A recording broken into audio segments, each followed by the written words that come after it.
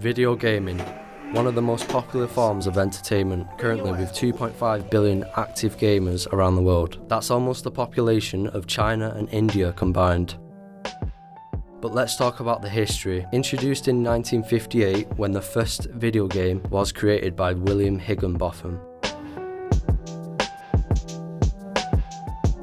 Video games had eased itself into the entertainment industry in 1972 when the Odyssey console was released to the public. During the 70s and 80s, arcades were packed full of people, mostly children and teens, which led parents to be concerned that they might just skip school.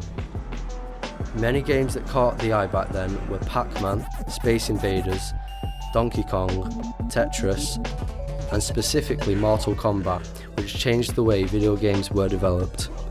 Due to the significant violence, Grand Theft Auto is a huge series that followed this sort of style.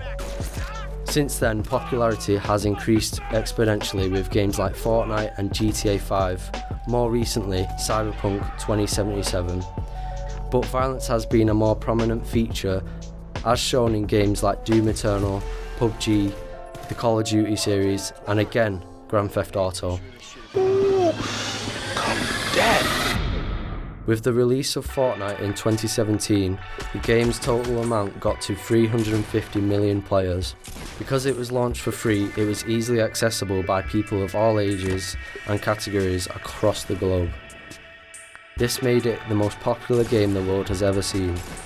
Video games are a way to escape reality for most people, depending on who they are and how emotional they are about them. Because some video games, such as Titanfall 2, got the community crying over a robot, when as other games you've got The Last Guardian, where it's crying over a fictional creature. So it can escape reality because it's not just it's what the game is. Sometimes it can be fantasy, and then some you've got war based off real things. So it's escaping reality, but also bringing us back into reality. You know, after coming home from a hard day's work, you can rewind, you can just chill out, play some video games, have fun with your friends. It's a variety of emotions, it's not just one, you know. With different tasks in games, sometimes you can get stressed, but overall it's good fun.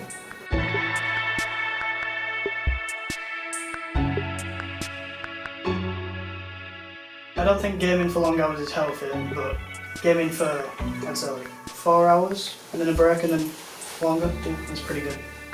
From what I've seen, people do get addicted from games, but most of the time you get most people who play for like an hour, well, a couple of hours, and then they're fine afterwards and not having to go back just to maybe grind out competitive or something. If you're sitting down like 8 hours a day, I mean, that couldn't, I wouldn't say it's a negative, but if it's like your everyday life, like you have streamers that sit down constantly, like I think it kind of affects them, Some positives that video games can bring to people's lives are better hand-eye coordination, improved like puzzle solving, things like that, better communication skills, and just I think it's a great form of entertainment when you're bored, things like that. Personally, I don't really believe that you can be addicted to video games, as I don't really believe you can be addicted to watching films or like enjoying TV. No surprise really, gaming has provided some amazing escapism this year of all years, and now something you don't often hear, research claiming the longer you play, the happier it makes you. Newsbeat's Duncan Middleton's got this. You getting this? Rough translation, if you play Animal Crossing for 4 hours a day, you're likely to feel significantly happier than someone who doesn't. No surprise to Jess. I like to be able to forget about the world and escape with games and just not be aware of what's going on outside. This brings us on to our next topic, addiction. A huge topic that many have discussed over the past 3 years. With most games, the reward system changes how we feel. Elizabeth O'Shea, who is a parenting specialist, stated that dopamine is released in the brain when you win. This is the same chemical that floods the brain when gambling, smoking a cigarette, and even taking a dose of cocaine. Speaking of gambling, some games involve this with real money, meaning gamers could spend money driven by a simulated gamble. Clearly, the topic is diverse. So let's look at the facts. Gaming addicts tend to stay up during the night because of the alert trigger that takes place, depriving sleep. Not only does the lack of sleep affect us, but also the damage that can be caused to the eyes, which causes eye strain. Overall, the whole addiction aspect can be a negative thing for gamers. With more than 5 hours of gaming a day, this amount of time, if not scheduled properly, means there won't be enough time for education or spending time with family. This is Joanne, a parent of 3 from Manchester. I think it's too all-consuming. There's too much stimuli coming at, especially children, I think, and teenagers.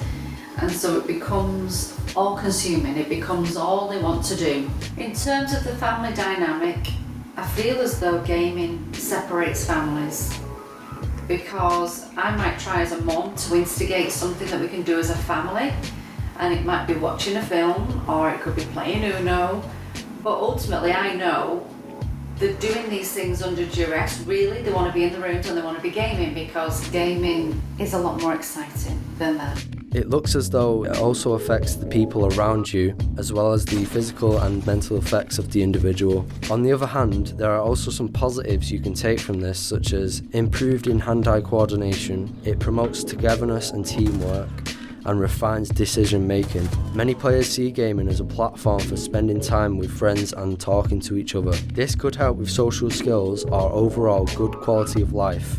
Many games involve the handling of money, which might also be a useful simulation of how to save or spend money correctly in the real world. Some people use video games to escape reality, which also eases physical and emotional pain. In conclusion, gaming is a great thing to do to pass the time. However, some of the negatives that can take place in certain scenarios seem to challenge this.